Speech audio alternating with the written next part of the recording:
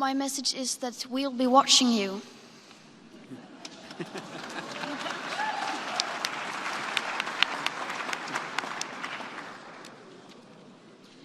This is all wrong. I shouldn't be up here. I should be back in school on the other side of the ocean.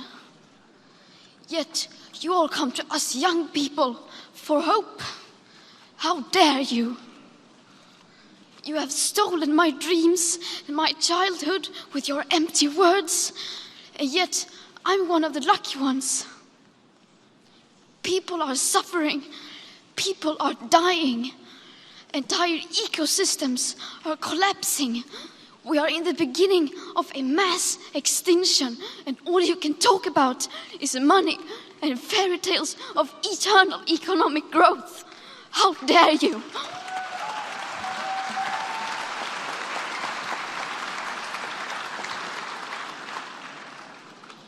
For more than 30 years, the science has been crystal clear.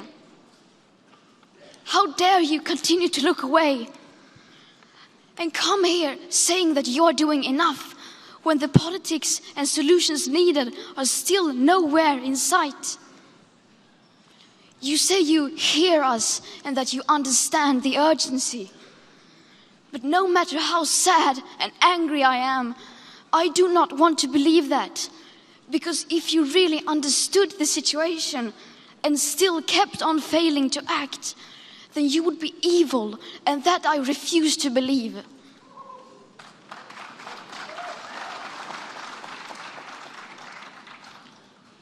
The popular idea of cutting our emissions in half in 10 years only gives us a 50% chance of staying below 1.5 degrees and the risk of setting off irreversible chain reactions beyond human control.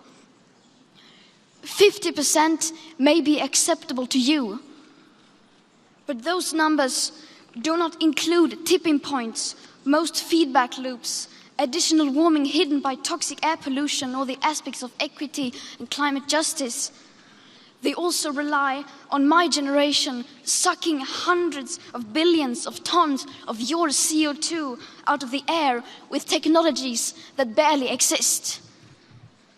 So a 50% risk is simply not acceptable to us, we who have to live with the consequences.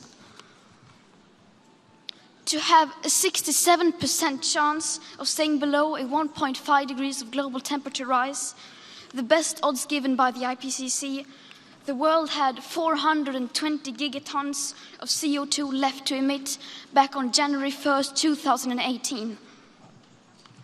Today, that figure is already down to less than 350 gigatons.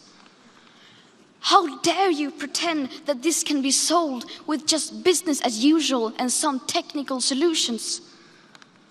With today's emissions levels, that remaining CO2 budget will be entirely gone within less than 8.5 years.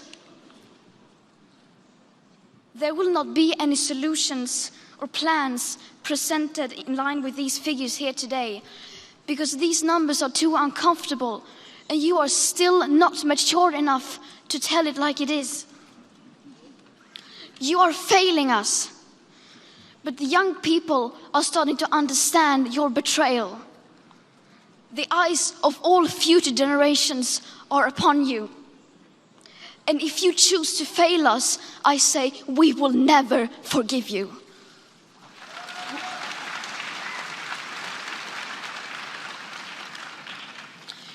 We will not let you get away with this.